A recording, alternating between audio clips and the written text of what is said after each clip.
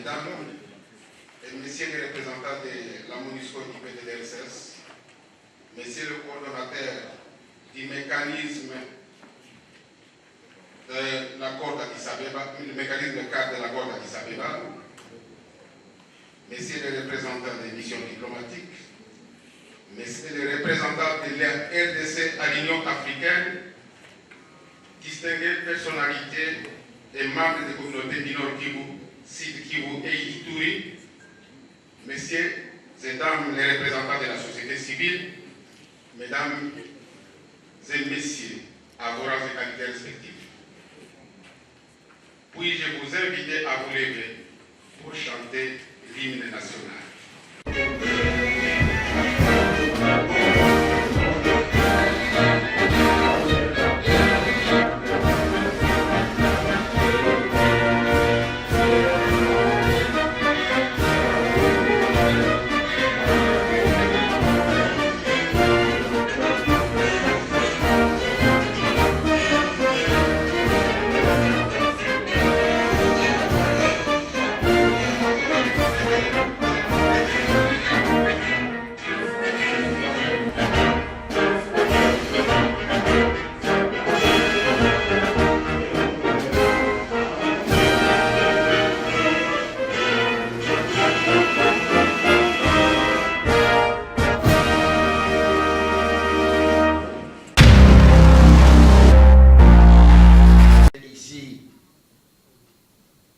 Parmi nous, à l'occasion de cette historique cérémonie du lancement officiel du cadre de consultation des communautés ethniques des provinces du Nord Kivu, du Sud Kivu, de l'Ituri et de la société civile, et nous vous disons Caribou, soyez les bienvenus. Mesdames et messieurs, une vie digne et épanouie est bâtue sur les échanges entre fils et filles au sein de la famille, au lieu du travail, à l'église et partout où nous vivons. Ces échanges peuvent se faire par le partage des biens, des services et même de la parole. Ne dites pas qu'un foyer où ses membres ne se parlent pas est un cimetière. Ne dit-on pas que le lieu de travail où les travailleurs ne se parlent pas est une débâcle de la tour de Babel? Ne dit-on pas que pays ou une province où les habitants ne se parlent pas est une carrière de pierre sans valeur? C'est pourquoi les communautés ethniques des provinces martyres du Nord Kivu, du Sud Kivu et de l'Ituri, à cause de l'insécurité récurrente, ont décidé aujourd'hui de montrer à la face de la nation congolaise et du monde entier qu'elles adoptent un narratif autre, à se consulter régulièrement afin de faire face à ces situations malheureuses qu'elles traversent et ainsi contribuer efficacement ensemble à la paix durable et au développement total de leurs provinces respectives, malgré les milliers de vies fauchées à l'âge même de la productivité. À mémoire de tous nos frères et sœurs du Nord Kivu, du Sud Kivu et de l'Ituri, victimes des affres de multiples guerres et insécurités nous imposées, je vous prie de nous lever et d'observer une minute de silence.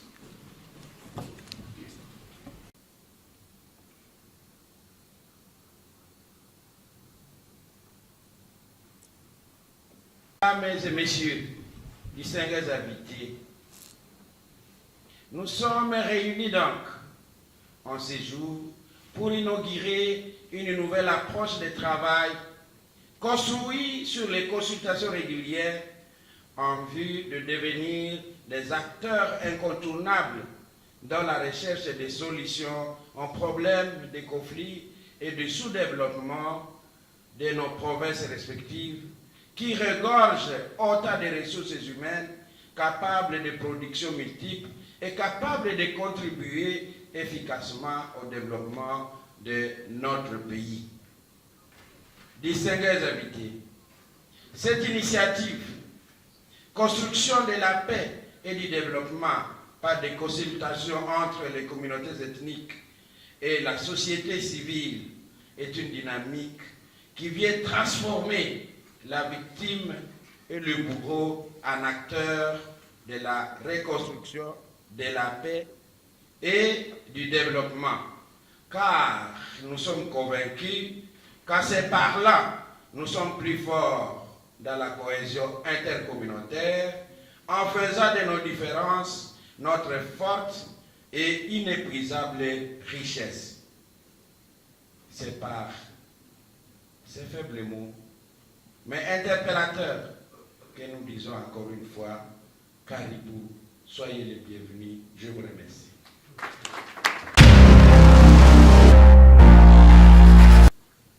Il s'agit de la présentation du cadre de consultation de communautés ethniques des provinces du Nord Kivu, Sud Kivu, de l'Ituri et la société civile.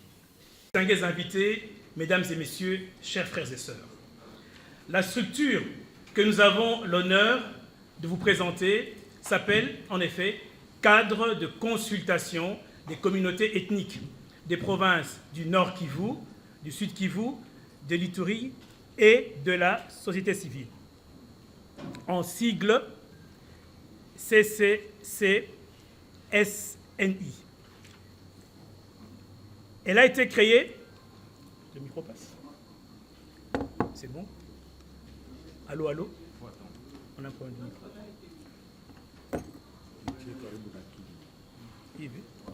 C'est bon? Allô? C'est bon. Hein? Alors, elle a été créée en date du 4 septembre 2024, date de la signature de son acte constitutif, et lance à ce jour de manière officielle ses activités ce 10 mai 2025 à Kinshasa dans la présente cérémonie. Pour rappel, chers invités, distingués invités, ceci est en réalité le fruit d'échanges et de collaborations informelles entamées depuis de nombreuses années entre nos différentes communautés et la société civile. Et ici, je précise bien, quand je parle de la société civile, il s'agit des organisations de la société civile spécialisées dans la thématique de la paix, de la sécurité et de la cohésion sociale, ici représentées et particulièrement par Maître Patient Bachombe qui coordonne la DICODE. Donc, disais-je, pour rappel, ceci est donc le fruit d'une longue collaboration informelle depuis de nombreuses années et qui a abouti à ce jour par la nécessité de mutualiser nos forces et nos efforts en mettant en place cette plateforme. Les objectifs sont lesquels? C'est de contribuer aux efforts de rétablissement de la paix, du développement des provinces du Nord Kivu, du Sud Kivu, de l'Ituri, emploi aux conflits armés. Et ces efforts, nous, les communautés, nous pensons les apporter tant au niveau national, régional qu'international. Et cela, c'est la contribution des communautés qui pensent qu'elles doivent être actives dans ces processus pour que réellement les communautés dont vous êtes membres puissent en être bénéficiaires. Ces missions sont lesquelles? Organiser des séances de réflexion et d'analyse de contexte des provinces du Nord Kivu, du Sud Kivu et de l'Ituri. Comme je vous l'ai dit, c'est ici l'aboutissement d'une dizaine d'années de rencontres, d'échanges et tout, qui étaient informels et qui, à ce jour, a eu la nécessité d'être formalisé par un acte constitutif. Participer au pourparlers de paix sur les provinces du Nord Kivu, du Sud Kivu, de l'Ituri, mais aussi en RDC. Troisième point, mener les actions de plaidoyer auprès des décideurs à tous les niveaux pour la restauration de la paix et le développement dans les provinces du Nord Kivu, du Sud Kivu et de l'Ituri. Rassembler les fils et les filles des provinces du Nord Kivu, du Sud Kivu, de l'Ituri autour d'initiatives de paix et de développement. sensibiliser les communautés à la résolution pacifique des conflits et à la cohabitation pacifique. Et donc ici, je vais encore mettre de l'emphase. Nous nous sommes rendus compte que les communautés qui sœurs, celle du Nord Kivu, l'intercommunautaire du Nord Kivu et de l'Ituri et du Sud Kivu, qui travaillaient dans ces thématiques depuis de nombreuses années. Pour le cas du Sud Kivu, le Barza a été créé depuis le 2004, et je vois ici dans la salle des membres cofondateurs de ce Barza. La même chose, les communautés du Nord Kivu et de l'Ituri, qui étaient organisées en leur sein. On a eu le besoin, à un moment donné, de se rendre compte que les thèmes pour lesquels nous nous battons, les missions, la vision que nous développons étant les mêmes, que nous poursuivons, il a paru nécessaire à un moment donné de pouvoir nous retrouver ensemble, de mettre ensemble nos forces pour créer cette plateforme. Et donc le travail qui aboutit aujourd'hui est en réalité l'aboutissement d'un processus qui a commencé depuis de nombreuses années. Et je dois dire ici aussi que la formalisation de cette plateforme est aussi le fait des recommandations de nos partenaires qui nous disaient que c'est très bien de vous réunir, c'est très bon le plaidoyer que vous faites, c'est très bien le travail que vous faites de sensibilisation, de cohabitation pacifique, c'est très bien, mais à un moment donné, pour être crédible, il s'agit maintenant de pouvoir avoir une structure, un acte constitutif qui va vous donner une crédibilité en vue de pouvoir ester en justice ou bien en vue de pouvoir travailler avec des tiers et des partenaires tiers que vous êtes ici. Autre chose aussi, soutenir et accompagner les programmes et les projets visant le désarmement, la démobilisation, la réinsertion, la stabilisation et la consolidation de la paix dans les provinces du Nord Kivu, du Sud Kivu et de l'Ituri. Ici, je fais une petite anicroche par rapport au PDD-RCS. Et vous savez que si vous lisez très bien le programme de PDD-RCS, il est question de l'implication des communautés. Alors ici, sans faire de polémique, il nous a paru aussi opportun d'avoir relevé au courant de ces dernières années que l'implication des communautés au niveau de ces différents programmes, ou certains de ces programmes, de ces communautés, n'étaient pas réellement effectives et idoines. Et nous avons eu à le dire lors de différentes rencontres avec les différents partenaires, la MONUSCO, les différents organes des Nations Unies, mais aussi le PDD-RCS, pour qu'ils puissent, dans les programmes, dans les mises en œuvre qui sont les leurs, d'impliquer réellement les communautés à la base. Parce que si vous faites la paix, ou si vous initiez un projet de paix sans les acteurs en question, vous faites la paix sans nous, donc vous la faites contre nous.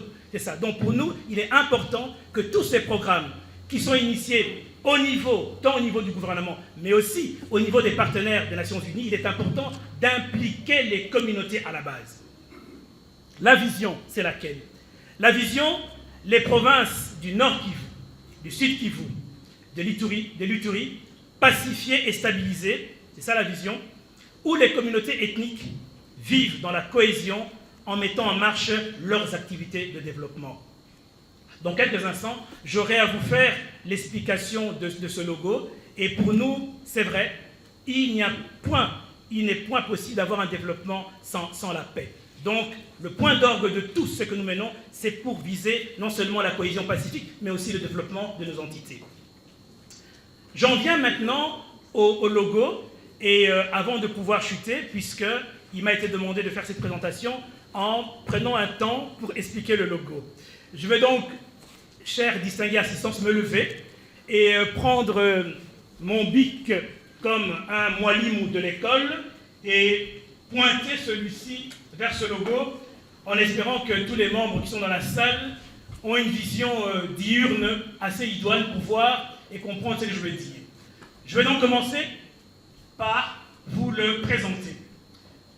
Le logo ici, présent, est composé, donc vous avez vu, de 3 C inscrits dans un cercle, je dirais, une circonférence, ou 3 C qui s'embriquent, avec un trait d'union et le SLI et la colombe. Je vais commencer par, si vous le permettez, par les 3 C. Le premier C en rouge symbolise la terre, notre terre, qui est la nôtre que nous partageons de la RDC, de nos provinces, mais aussi le sang qui coule sur cette terre pour lequel nous faisons un plaidoyer pour que ce sang arrête de couler. Le plaidoyer de paix que nous menons, c'est pour que ce sang arrête de couler. Et le rouge ici symbolise les 3 provinces martyrs, avec le sang qui coule, mais aussi avec cette volonté idoine que nous avons de mener pour que, dans les plaidoyers que nous faisons pour que ce sang arrête de couler. Le premier C. Le deuxième C, qui est en jaune or, ce jaune or représente les richesses que nous partageons, que nous avons au niveau de ces 3 provinces. Faut-il encore le dire, les richesses minières de l'Ituri, les richesses minières du Sud Kivu, du Nord Kivu, dont nos voisins nous envient et viennent pour l'exploiter illégalement. Et pour nous aussi ce trait d'union, mais aussi non seulement la richesse minière, la richesse du sol et du sous-sol, mais la richesse aussi des hommes et des femmes que nous représentons. Car nous pensons aussi que la première richesse que nous avons dans ce pays, dans ces communautés, ce sont les hommes et les femmes qui ont un cerveau, qui ont des capacités et qui sont appelés à mener ce plaidoyer de paix, de cohésion nationale en vue dans le bénéfice de nos populations respectives. Donc ça c'est le deuxième C. Le troisième C, c'est le bleu. Le bleu ici, comme je le disais dans mon mot il y a quelques instants, c'est le développement. Tout ce que nous menons comme plaidoyer, tout ce que nous menons comme travail au niveau national, au niveau régional que nous voulons mener, doit aboutir à un développement de nos populations. Aujourd'hui, ce qui se passe au Nord Kivu, au Sud Kivu, en Ituri, c'est désolant, c'est désarmant. Les populations aujourd'hui qui sont sous les balles, sous la guerre, ont besoin absolument d'un retour de la paix. Et ce retour de la paix est pour nous la condition sine qua non pour entamer le développement. Donc le bleu ici symbolise le développement que nous visons in fine. Enfin, le trait d'union, c'est le trait d'union qui unit les trois communautés, Est, Sud Kivu, Nord Kivu, Ituri, et en apostille, la colombe bleue. La colombe, c'est la paix qui est notre plaidoyer, la paix qui est notre leitmotiv, la paix pour laquelle nous nous battons, la paix sans laquelle tous les projets qui seront initiés, aussi beaux soient-ils, sans la paix, on ne pourra pas obtenir le développement de nos terroirs. Voilà un peu en manière schématisée le logo expliqué à vous, assistance. Je vous remercie.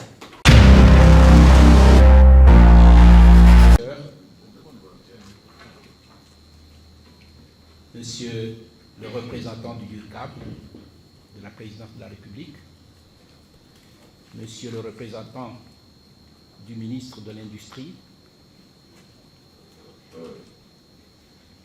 distinguées personnalités et membres des communautés du Nord Kivu, de l'Ituri et du Sud Kivu, Messieurs les représentants de la société civile, Mesdames et Messieurs, c'est avec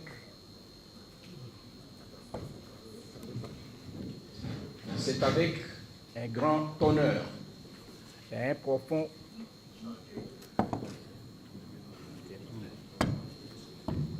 C'est avec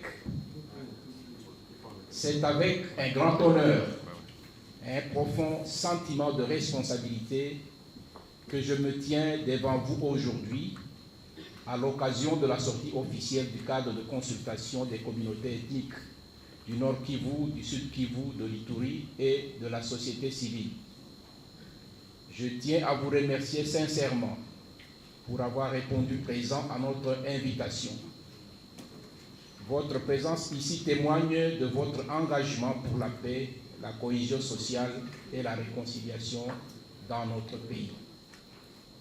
Mesdames et Messieurs, le rôle des communautés dans la quête de la paix, tant pendant les conflits qu'après leur cessation, est fondamental. Les communautés ne peuvent pas et ne doivent pas être oubliées dans les processus de paix. Elles ne sont pas que de simples bénéficiaires des initiatives de stabilisation, elles en sont les véritables actrices. Leur implication est aussi légitime et cruciale que celle de la société civile organisée. Aujourd'hui, plus que jamais, le retour de la paix est une urgence. C'est un grand rendez-vous que nous ne devons pas manquer. Les communautés du Nord Kivu, du Sud Kivu et de l'Ituri aspirent à vivre en paix, dans la cohésion et la réconciliation.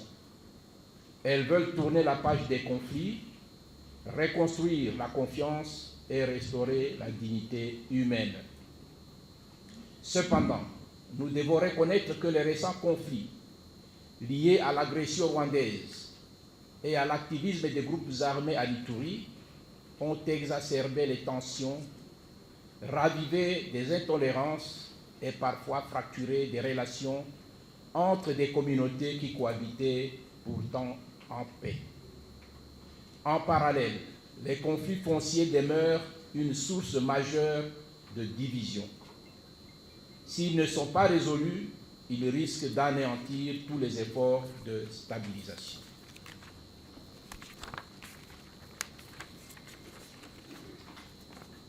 Même si des accords de paix sont signés demain, les problèmes de fond ne disparaîtront pas d'un trait. Les communautés devront donc s'y atteler avec rigueur, lucidité et courage. Le retour des ex-combattants dans leur village implique un immense travail d'acceptation, de réintégration et de réconciliation. Ce sera le véritable défi de l'après-guerre pour les communautés. Nous tenons donc à rappeler que les communautés, aux côtés de la société civile, ont été associées au processus de Nairobi. Aujourd'hui, avec la fusion des différents processus, nous sollicitons notre retour à la table des discussions pour continuer à parler au nom des communautés que nous représentons. Nous ne devons pas être mis à la marge. Nos communautés ont en effet beaucoup souffert ces 3 dernières décennies des conflits armés leur imposés sans répit. Des conflits armés qui ont endeuillé presque chacune de nos familles, détruit l'avenir de nos enfants, jeté plusieurs milliers de nôtres sur le chemin de l'exil ou dans les camps de déplacés, appauvri nos progrès, ravagé les tissus économiques et les infrastructures dans tous les secteurs. Nos communautés ont donc le droit le plus légitime d'exiger d'être associées aux discussions sur le retour de la paix. Elles doivent avoir leur mot à dire sur les accords de paix que négocient les belligérants et qui les concernent au plus haut point. Le cadre de consultation que nous lançons officiellement aujourd'hui se veut un pont entre Kinshasa et les réalités du terrain. Il servira de canal pour orienter les partenaires, informer les autorités, anticiper les crises et coordonner les efforts. Trop de projets échouent parce que les communautés n'ont pas été impliquées. Nous réaffirmons ici notre initiative de stabilisation, de paix ou de développement. Nous réaffirmons ici que toute initiative de stabilisation, de paix ou de développement local doit être conçue avec, par et pour les communautés. Sans elles, il n'y aura ni paix durable, ni développement inclusif. Enfin, ce cadre de consultation vise également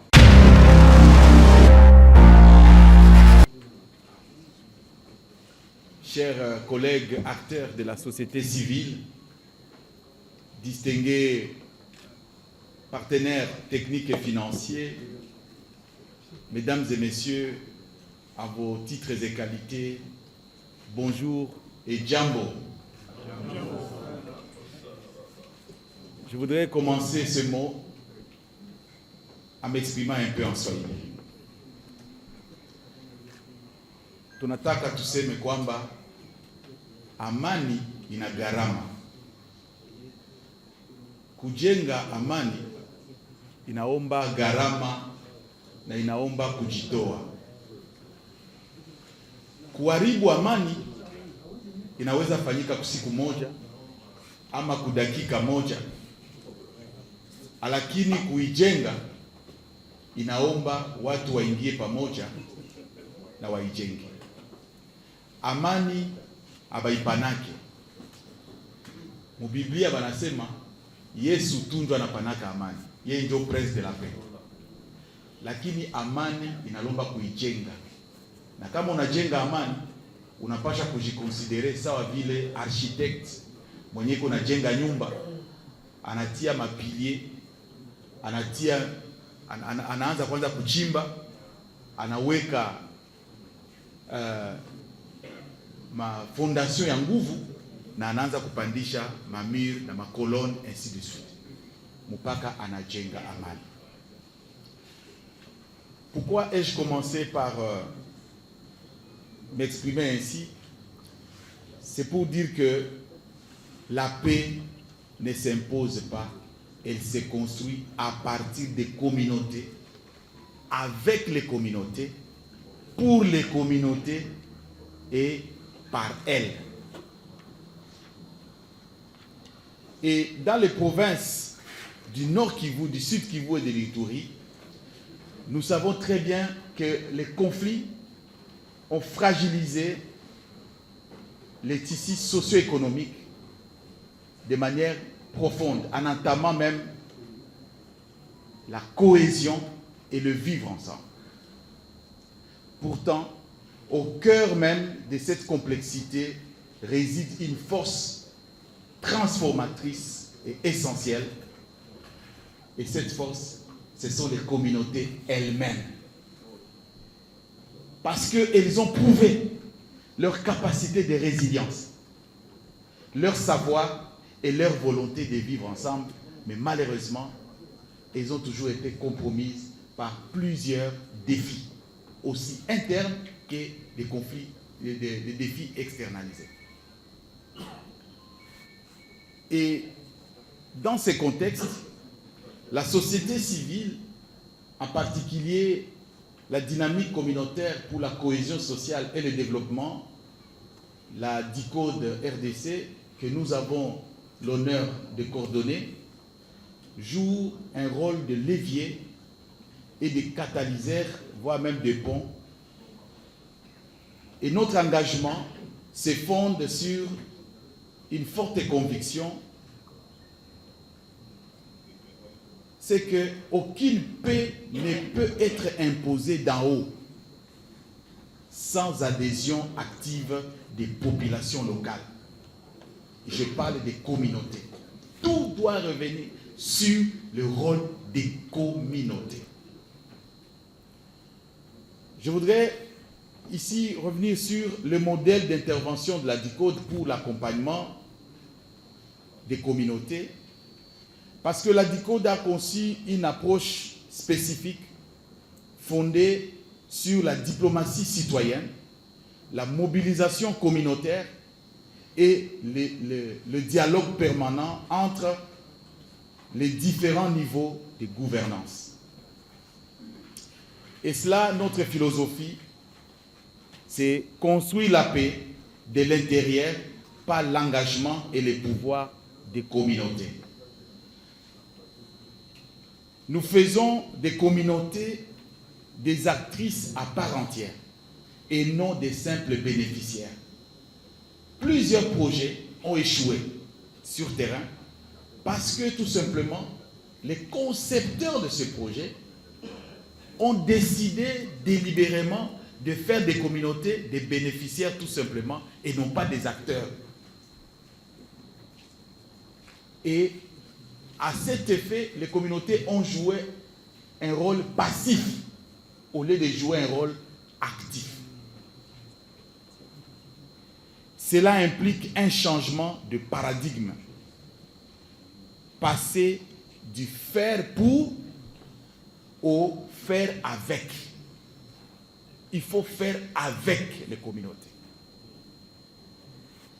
Et ce qui nous introduit aux axes stratégiques d'accompagnement communautaire. Et à cet effet, nous offrons en tant que société civile, une expertise aux communautés. Et cela nous permet de mener des études participatives et des diagnostics locaux avec les communautés. Nous appuyons les communautés dans l'identification de leurs priorités. Nous offrons une assistance technique dans les négociations avec les partenaires publics et humanitaires.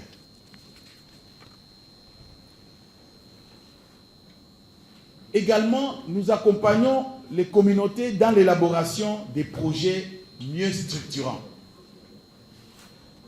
Avec les leaders communautaires, nous co-construisons des projets fondés sur des besoins réels. Et ces projets visent la sécurité communautaire, le relèvement économique, l'éducation, la santé et j'en passe. Nous veillons à ce que chaque projet reflète les aspirations collectives venant des communautés elles-mêmes. Le volet renforcement des capacités. Nous accompagnons les communautés pour renforcer leurs capacités dans le plaidoyer, et je venais de parler ici d'un autre concept, la diplomatie citoyenne, qui est différente ou complémentaire à la diplomatie classique que mène le gouvernement en chef, le chef de l'État, en premier lieu le chef de l'État, la ministre des Affaires étrangères et d'autres diplomates. Mais nous, la société civile, nous avons des canaux par lesquels nous passons pour assurer une diplomatie citoyenne. C'est-à-dire aller auprès dans d'autres États, comme nous l'avons fait récemment à Dar es Salaam, pour influencer les sommets. Ça n'a pas été facile. Les sommets conjoints SADC et EAC, nous étions présents. Comme nous avons été à Nairobi, nos collègues nous avons été aux États-Unis, nous avons été, et maintenant, par exemple, à l'OCDE et d'autres parlements belges et européens, et la délégation retourne probablement ce samedi ou demain. Donc, nous essayons d'influencer les décisions au niveau local, national, régional et international. Ça s'appelle la diplomatie citoyenne. Il y a des endroits où l'État ou la diplomatie classique n'arrive pas, mais les communautés et la société civile peuvent y arriver. Je vous donne l'information, le cas de ce qui s'est passé, par exemple, au Brazzaville, Congo-Brazzaville, où nous avons tous appris qu'il y a eu des hectares et des hectares achetés par les pays qui nous a agressés. Et nous avons travaillé avec l'opposition du pays voisin. Nous avons travaillé avec la société civile du pays voisin pour faire un forcing afin d'élever une opinion qui est favorable à notre pays. Nous y avons travaillé. Nous avons travaillé lorsqu'on voulait aussi amener des migrants étrangers qui devaient être admis en Grande-Bretagne. Nous y avons travaillé jusqu'à saisir la Cour européenne. Donc nous avons travaillé sur plusieurs fronts. Pour ne pas aller dans les détails, je parlais de renforcement des capacités dans le plaidoyer et la diplomatie citoyenne, mais il y a aussi la mobilisation des ressources, parce que si les communautés doivent influencer et doivent avoir des ressources, nous devons mobiliser des ressources ensemble. Et l'autre aspect d'accompagnement, c'est le relèvement communautaire. Nous travaillons pour soutenir à la reconstruction, n'est-ce pas, du tissu socio-économique de nos provinces. Les renforcements des forats ou plutôt des formes d'auto-organisation locale. Il y a aussi un autre angle d'accompagnement, c'est la gestion du secrétariat technique du cadre des consultations. Nous assurons, je dirais, une coordination technique du secrétariat technique pour la production des outils, la production des documents, la production des projets et plusieurs outils pour alimenter l'action des communautés.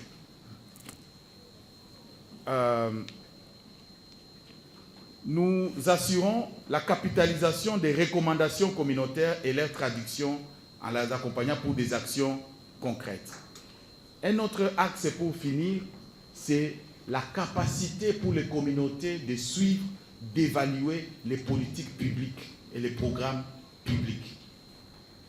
Nous allons accompagner les communautés pour savoir évaluer, suivre d'abord tous ces programmes que nous entendons, des programmes publics. Oh, on a lancé tel programme, on a lancé tel programme, et qui s'exécute. Comment les communautés suivent ça? Nous mettons en place des outils comme des guides, des suivis et d'évaluation pour que les communautés s'approprient et les communautés soient capables d'évaluer et de capitaliser les retombées de tous ces projets. Et voilà ce que nous essaierons de faire en faveur et ce que nous sommes prêts à réaliser en faveur des communautés. Parce qu'en fait, et le président Cachez-moi, je crois, l'a relevé,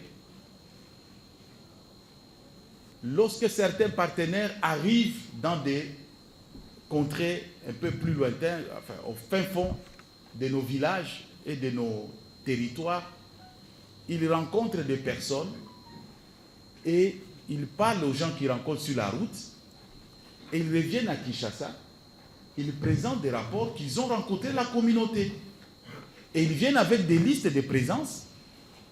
Pourtant, ils n'ont pas rencontré les communautés.